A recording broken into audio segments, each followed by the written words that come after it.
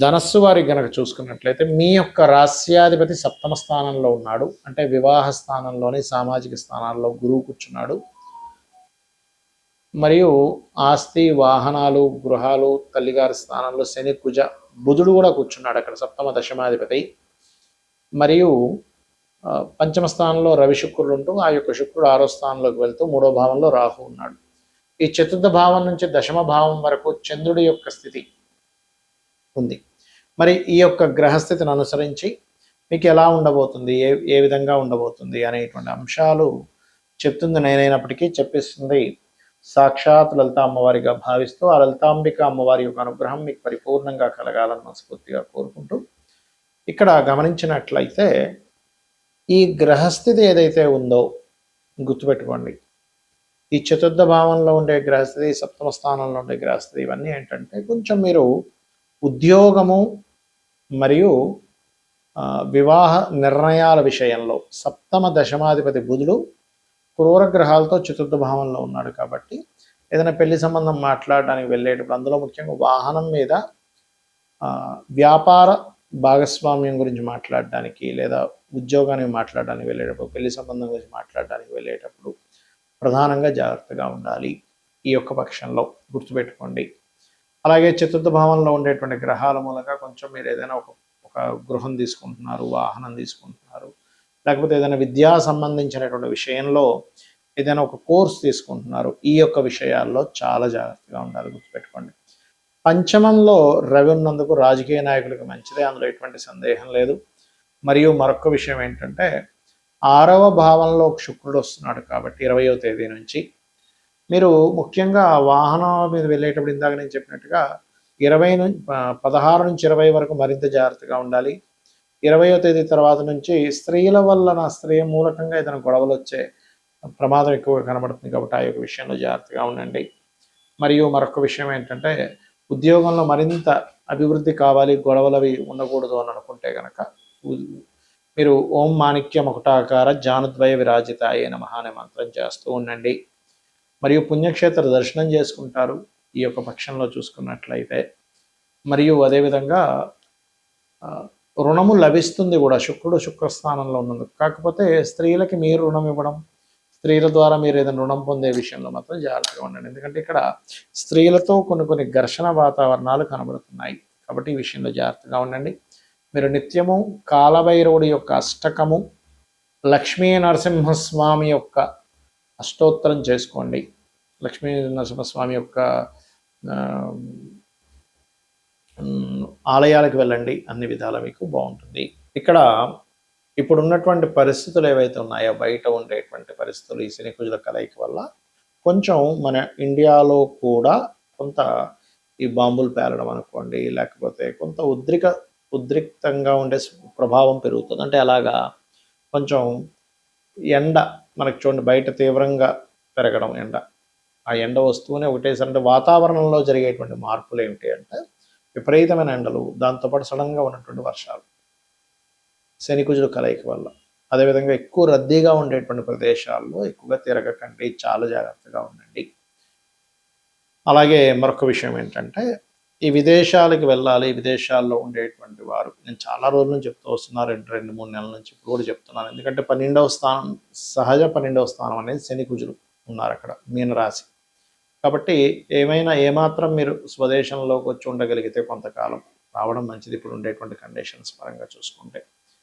అలాగే ఇక్కడ రైతుల విషయం కనుక చూసుకున్నట్లయితే కాస్త ఈ వంకాయ కానివ్వండి, లేనట్లయితే మామిడి పళ్ళు, అరటి పళ్ళు పండించేటువంటి వారు కాస్త జాగ్రత్తగా ఉండాలి, గుర్తుపెట్టుకోండి.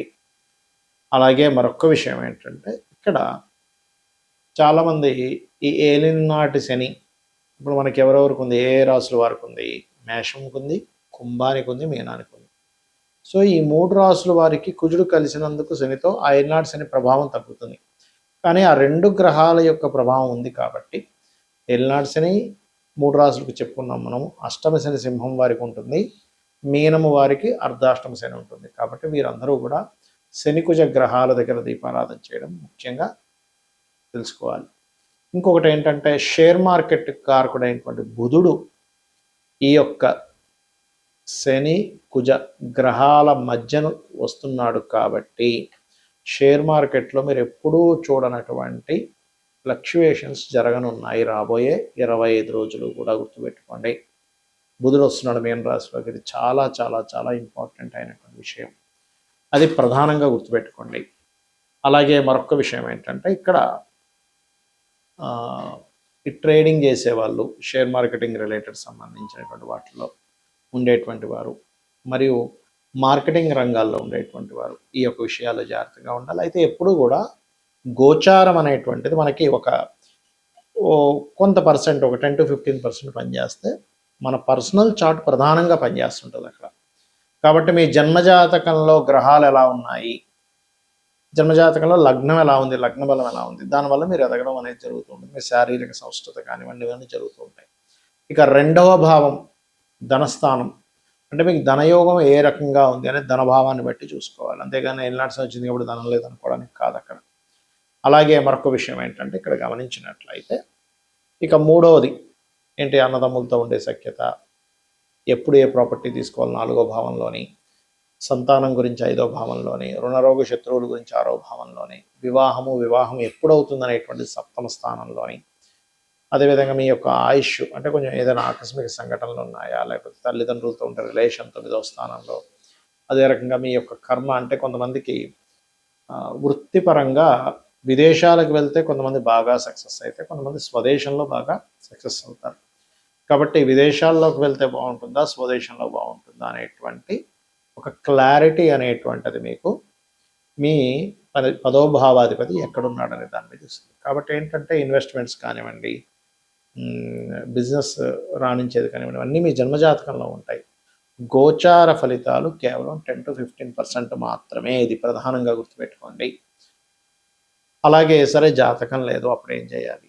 మీరు చక్కగా మీ యొక్క జాతకం లేనంత మాత్రం చేత చింతించకుండా అమ్మవారి యొక్క ఆరాధన నిత్యము లలితా సహస్రనామాలు, లేదా విష్ణు భక్తులు అయి ఉన్నట్లయితే విష్ణు సహస్రనామాలు, శివభక్తులు అయ్యారు శివ సహస్రనామాలు చేసుకోండి.